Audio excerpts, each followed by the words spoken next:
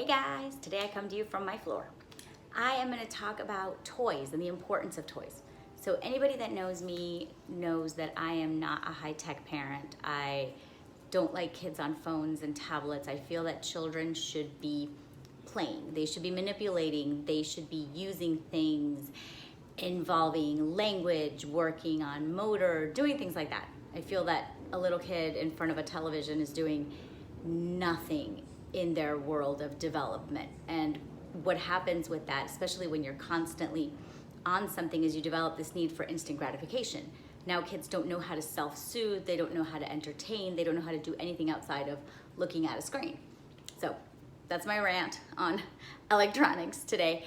But I just want to talk a little bit about toys, all the different kinds of toys and the best toys to use to elicit language. So one of the easiest, simplest things that I love is just a plain old dollhouse. This one I got at Walmart for like $5.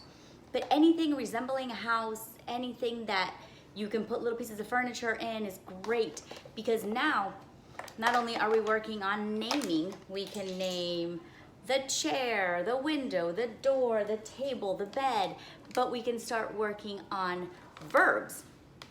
So now we have a little person that is sitting, walking, running, eating, sleeping, bathing, all of that stuff. A lot of times in therapy, we focus so much on nouns and on just naming and identifying things that we don't focus so much on verbs, which are a really important part of our vocabulary.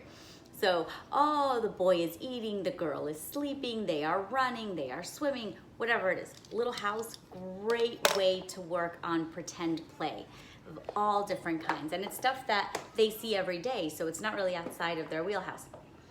I am a huge fan of Mr. Potato Head, especially for the itty bitties, because, well, what do most little kids start working on? Body parts. So you've got potato head and you have eyes, you have nose, ears, mouth. This guy's been around for a very long time, and there's a reason why.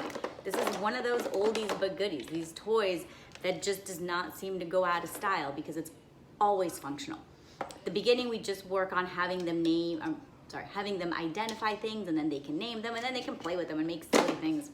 I use potato head in therapy as a way to work on he and she, hers and his, which is a concept that for a lot of kids takes a while to develop. It's hard for them to get all of those pronouns in the right place.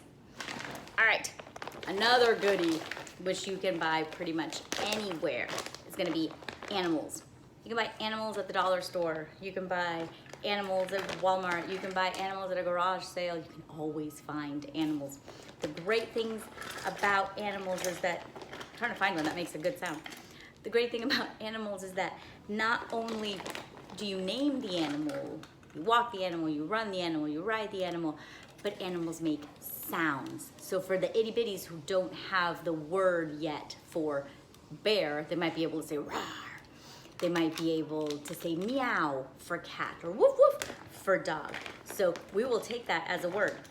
Until they can actually say the word itself, we'll take woof woof for dog. It's okay, that's a word to me. Again, animals, easy to find absolutely anywhere. You can get a bucket of animals. They all make great sounds. Along the same lines as animals, I don't have it on me, is transportation.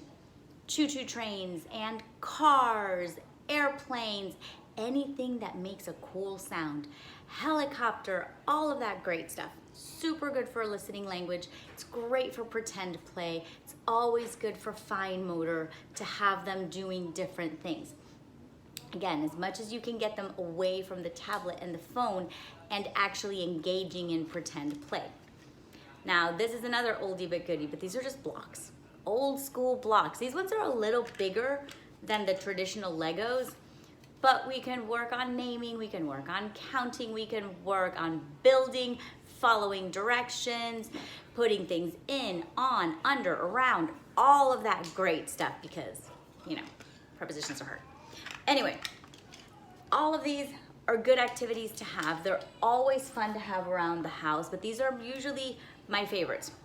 Play-Doh, another oldie but goodie. Good Lord, I mean, you can buy this anywhere.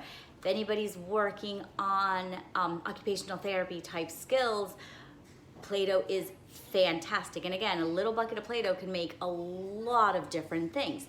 And so now you've kind of gone outside your wheelhouse and you can start using more pretend play. Parents of little ones, especially if it's your first one, Play-Doh is an outdoor activity at my house. So outside on the patio or somewhere else, or put down a big plastic tablecloth and let them go to town, because otherwise this is gonna end up everywhere in the weirdest places you could possibly imagine.